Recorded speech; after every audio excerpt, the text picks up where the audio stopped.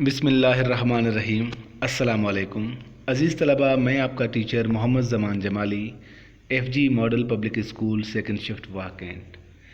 अज़ीज़ तलबा, आज के इस वीडियो में मैं हाज़िर खिदमत हूँ English for all by M Zaman के प्लेटफॉर्म से। इस प्लेटफॉर्म से पहले भी आपसे मुलाकात होती रही है। इस प्लेटफॉर्म के थ्रू ही आपके लिए मैंने वीडियोज़ बना कर रखी हैं जिनको आप देखते हैं। तो आज के इस वीडियो में हम पास्ट इंडेफिनिट टेंस पढ़ेंगे। इनसे पहले जो वीडियोस हैं उनमें हम प्रेजेंट के तमाम टेंसेस पढ़कर आए हैं और उसके साथ पार्ट्स ऑफ स्पीच के तमाम पार्ट्स पढ़कर आए हैं और उनके एग्जाम्पल भी हमने पढ़े थे और उनके टाइप्स भी पढ़े थे। तो आज के इस वीडियो में इंशाल्लाह हम डिस्कस करेंगे पास्ट इंडेफिनिट टेंस। अज़ीज़ तलबा, इस वीडियो में इसके मज़ीद स्लाइड्स में हम जाते हैं, लेकिन उससे पहले मैं थोड़ा सा आपको इंट्रोडक्शन पास्ट इंडेफिनिट टेंस का यूँ दूँ कि उर्दू में अगर हम बात करें तो बहुत सारे सेंटेंसेस हम रोज़मर्रा की ज़िंदगी में बोलते हैं, जैसे कि मैंने वीडियो बनाई, आपने टीवी देखा, बच्चों ने खाना खाया, वालिदैन चहलकदमी पर गए, टीचर ने क्लास में पढ़ाया, या इस तरह के बहुत सारे और सेंटेंसेस भी हैं जिनको अगर हम इंग्लिश में ट्रांसलेट करने की कोशिश करते हैं तो वो पास्ट इंडेफिनिट टेंस में ट्रांसलेट होते हैं। मज़ीद जानने के लिए हम पास्ट इंडेफिनिट टेंस की डेफिनेशन में जाते हैं। ये आपके सामने पास्ट इंडेफिनिट टेंस और उसकी डेफिनेशन है। The past tense is used for actions that took place in the past time.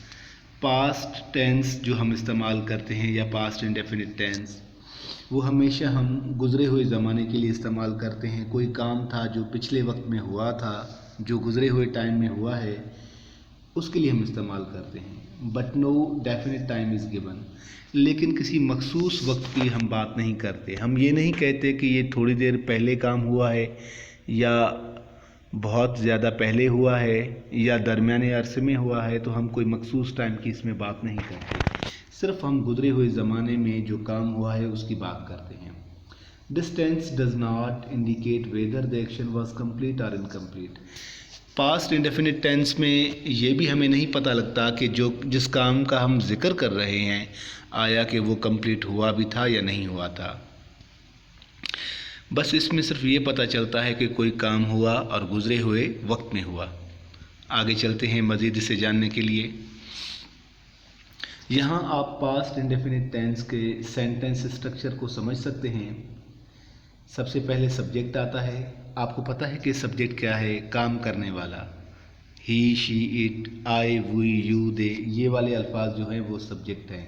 या यहाँ किसी का नाम भी आ सकता है, जैसे ज़मान है, यासिर है, आसिफ है, या कोई भी शख्स कोई भी काम करने वाला है उसका नाम हम लेंगे तो वो सब्जेक्ट होगा। सब्जेक्ट के बाद सेकंड फॉर्म ऑफ वर्ब यहाँ आता है। प्रेजेंट टेंस में हम फर्स्ट फॉर्म ऑफ वर्ब लगाते थे, लेकिन पास्ट में हम सेकंड फॉर्म ऑफ वर्ब लगाते हैं। वर्ब आपको पता है क्या है?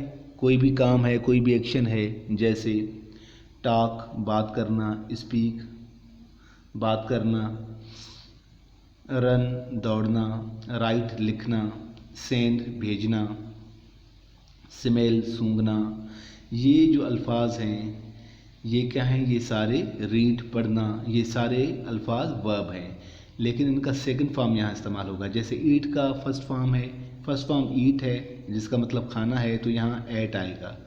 इसी तरह राइट फर्स्ट फॉर्म है तो उसका रोट आएगा। इसी तरह सेंड फर्स्ट फॉर्म है तो उसका सेंट सेकंड फॉर्म आ जाएगा। तो यहाँ सेकंड फॉर्म ऑफ वर्ब इस्तेमाल करना है। उसके बाद ऑब्जेक्ट इस्तेमाल करना है।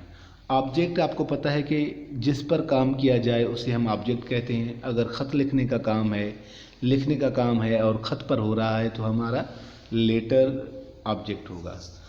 ठीक है। अगर वॉक का काम है, चहलकदमी का है, लेकिन कहाँ पर हो रहा है?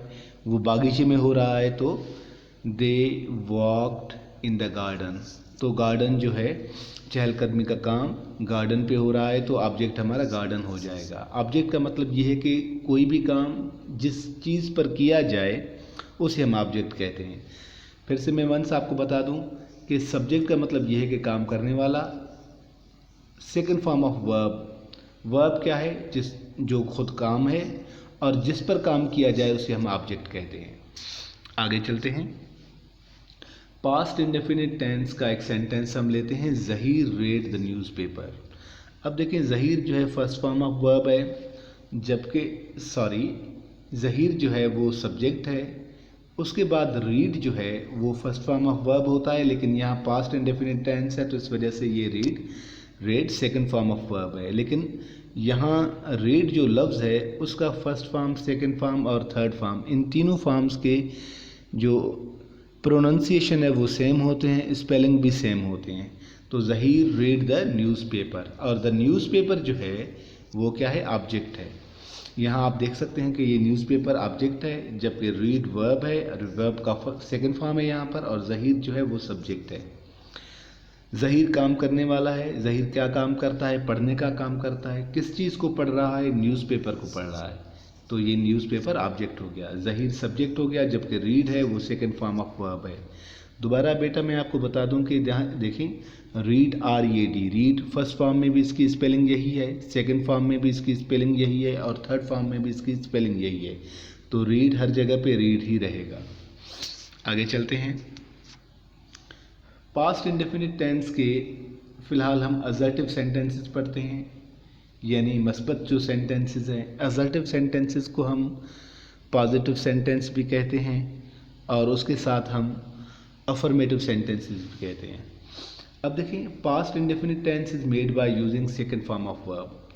तो यहाँ हमें क्या बताता है कि जब हम पास्ट इंडेफिनिट टेंस को बनाते हैं तो उसमें वर्ब का सेकंड फॉर्म इस्तेमाल होता है। He played squash, he subject है, जबकि played second form of verb है, और स्क्वैश जो है ऑब्जेक्ट है। उसने स्क्वैश खेला। आई प्लेड फुटबॉल, मैंने फुटबॉल खेला। आई सब्जेक्ट है, played second form of verb है, और फुटबॉल ऑब्जेक्ट है। ठीक है, मैंने फुटबॉल खेला। तो हम आगे चलते हैं। यहाँ पास्ट इंडेफिनिट टेंस में यहाँ गलती से स्लाइड में प्रेजेंट इंडेफिनिट टेंस आ गया, हालांकि मेरा मकसद यहाँ लिखने का पास्ट इंडेफिनिट टेंस था। सेंटेंस स्ट्रक्चर में चलते हैं। She got master degree last year. अब एक लड़की है जिसने MA की डिग्री ली है, तो उसने गुज़रे हुए साल मास्टर डिग्री या MA की डिग्री या MSc की डिग्री ली है। तो ठीक है, अब देखें, गेट की जगह, गेट का मतलब लेना या हासिल करना, गॉट लिया, उसने लिया है डिग्री MA का पिछले साल, गुज़रे हुए साल। उसके बाद है ही प्लेड वॉलीबॉल, उसने वॉलीबॉल खेला। अब देखें, प्लेड भी सेकंड फॉर्म ऑफ वर्ब है, तो यहाँ से हमें सेंटेंस स्ट्रक्चर क्या मालूम होता है कि पहले सब्जेक्ट है, उसके बाद सेकंड फॉर्म ऑफ वर्ब है, उसके बाद ऑब्जेक्ट है। तो पहले सेंटेंस में शी सब्जेक्ट है, गॉट जो है सेकंड फॉर्म ऑफ वर्ब है, और मास्टर डिग्री ये ऑब्जेक्ट है। लास्ट ईयर जो अल्फाज हमने जोड़े हैं, इसे मज़ीद वजाहत करने के लिए इनको हम प्रेडिकेट कहते हैं।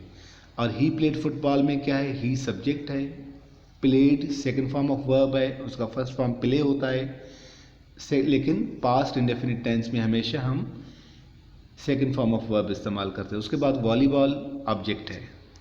आगे हम चलते हैं। Najma played with her dog. Najma ने अपने डॉग के साथ, यानी अपने पाले हुए कुत्ते के साथ खेला। नजमा अपने डॉग के साथ उसने खेला है, यानी वो उसके साथ खेल रही थी। जिया रोड ऑन द कैमल। अब जिया जो बच्चा है उसने कैमल के ऊपर यानी ऊँट के ऊपर सवारी की।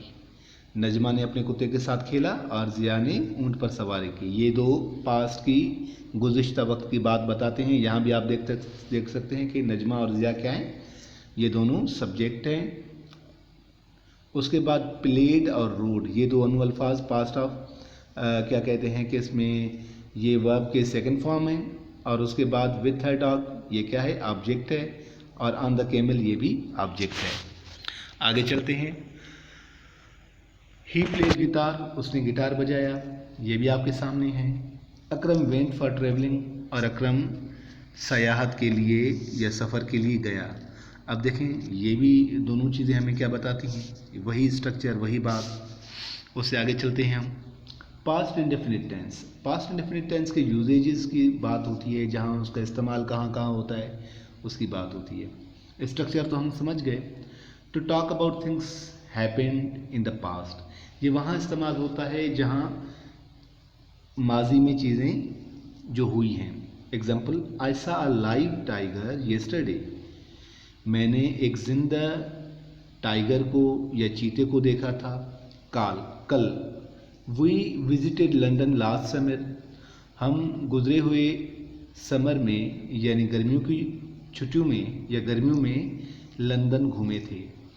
हम समर जो क्या कहते हैं कि समर का जो मौसम है उसमें हम लंदन गए थे पिछले समर में, यानी ये कोई जून जुलाई और अगस्त की बात है जिसमें ये लोग गए थे लंदन घूमने के लिए। फॉर स्टोरी टेलिंग, और कभी कभार ऐसा भी होता है कि जब हम कोई स्टोरी बता रहे होते हैं, जब हम कोई कहानी बता रहे होते हैं तो वहाँ भी हम पास्ट इंडेफिनिट टेंस को इस्तेमाल करते हैं। ऊपर मैंने आपको बताया जब हम पिछले वक्त की गुज़िश्ता वक्त की बात करते हैं तो वहाँ भी पास्ट इंडेफिनिट टेंस इस्तेमाल करते हैं, और जब हम स्टोरी बताते हैं, कोई कहानी बताते हैं, गुजरे हुए ज़माने की कोई बात बताते हैं तो वहाँ भी हम पास्ट इंडेफिनिट टेंस इस्तेमाल करते हैं। वंस अपॉन अ टाइम, एक दफ़ा का जिक्र है, there lived a princess in a castle, एक शहज़ादी रहती थी कासल में यानी किले में, अपने बंगले में, अपने महल में। तो अब देखें कि कासल का मतलब किला है और किले जो है पुराने ज़मानों के महल हुआ करते थे। तो स्टोरी टेलिंग में भी हम इसे इस्तेमाल कर सकते हैं। आगे जानते हैं।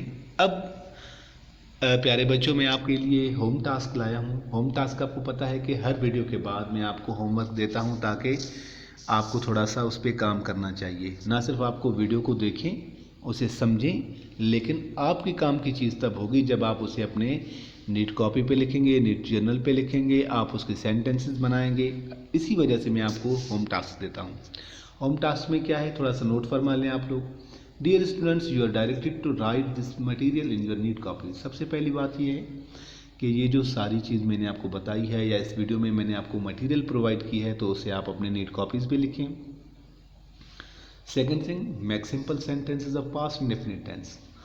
आपने सादा से सेंटेंसेस, बहुत आसान से सेंटेंसेस और छोटे छोटे सेंटेंसेस पास्ट इंडेफिनिट टेंस के खुद बनाने हैं।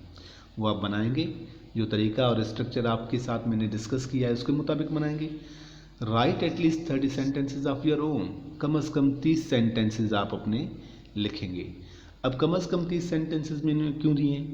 वो इस वजह से कि मैंने देखा है, मैंने नोट किया है क्लास में भी और इस वीडियोज़ के दौरान भी कि जो बच्चे, जो स्टूडेंट्स, चाहे वो बच्चे हों या बड़े हों, जो इंग्लिश सीखना चाहते हैं, उनमें एक जज्बा तो इंग्लिश सीखने का होता है, लेकिन थोड़ी सी सुस्ती ये होती है कि वो अपने सेंटेंसेस खुद नहीं बनाते। एक चीज़ आप नोट फरमा लें कि जब तक आप थोड़ी बहुत मेहनत खुद नहीं करेंगे उस वक़्त तक कुछ भी नहीं हो सकता। आप इंग्लिश ग्रामर नहीं सीख सकते, आप इंग्लिश की स्पीकिंग नहीं कर सकते। तो कम अज़ कम मैंने दिए हैं कि 30 सेंटेंसेस आप खुद बनाएं और आप बाउंड हैं कि आप 30 सेंटेंसेस बनाएंगे। जब आप 30 सेंटेंसेस बनाएंगे तो मुझे उम्मीद है कि ये सेंटेंसेस फिर आगे आपके लिए आप कभी भूलेंगे नहीं, और जब आप इनको प्रैक्टिस जारी रखेंगे तो वो वक्त आएगा कि आपके जहन में ये इस तरह बैठ जाएंगी, आपके लाव शऊर में, कि ख़ुद ब खुद ये सेंटेंसेस बनती जाएंगी और आपको इसमें कोई दिक्कत नहीं होगी। तो कम अज़ कम 30 सेंटेंसेस बनाएं। और मैं आपको बताऊं कि बेटा, जब मैं ख़ुद प्रैक्टिस करता था तो उन दिनों में एक एक टेंस को जब मैं पढ़ता था तो मैं 60 मरतबा 60 टाइम्स उनके सेंटेंसेस बनाता था, शॉर्ट सेंटेंसेस बनाता था, लेकिन उनके स्ट्रक्चर को याद करने के लिए और समझने के लिए मैं एटलीस्ट 60 सेंटेंसेस बनाता था। और वो पूरा हफ्ता, यानी अगर एक दिन मैंने पास्ट इंडेफिनिट टेंस सीखा तो न सिर्फ उसके 60 सेंटेंसेस बनाए, लेकिन अगले दिन मैंने कोई और टॉपिक सीखा, उसके 60 सेंटेंसेस बनाए, लेकिन पास्ट इंडेफिनिट टेंस के भी मैं 10-10 सेंटेंस बनाता था ताकि वो मैं भूलूँ नहीं। इस तरह मैं पूरे हफ्ते उसकी प्रैक्टिस करता रहता था। इस तरह सिलसिला जारी था। उसके बाद जाकर ये चीज़ें क्लियर हुई हैं। तो आपने सुना होगा कि प्रैक्टिस मैक्स मैन परफेक्ट। जब तक आप प्रैक्टिस नहीं करेंगे, हिम्मत के साथ थोड़ी सी मेहनत नहीं करेंगे, थोड़ा वक्त नहीं देंगे, उस वक्त तक आप बेटा इसमें महारत हासिल नहीं कर सकते। अगर कोई चीज़ जो आपके समझ में नहीं आई हो तो भी आप मुझसे शेयर कर सकते हैं, मैं दोबारा आपको समझा दूंगा। वो आप मुझे व्हाट्सएप पे भी बता सकते हैं और साथ में इस वीडियो के जो है कमेंट बॉक्स में भी आप मुझसे शेयर कर सकते हैं ताकि मैं उसको दोबारा क्लैरिफाई कर दूँ। अल्लाह ताला आपका हामी नासिर हो। मुझे इजाज़त दें। अपने टीचर मोहम्मद ज़मान जमाली को अल्लाह आपको खुश और खुर्रम रखे और आपको कामयाबियाँ अता फ़रमाए। आमीन।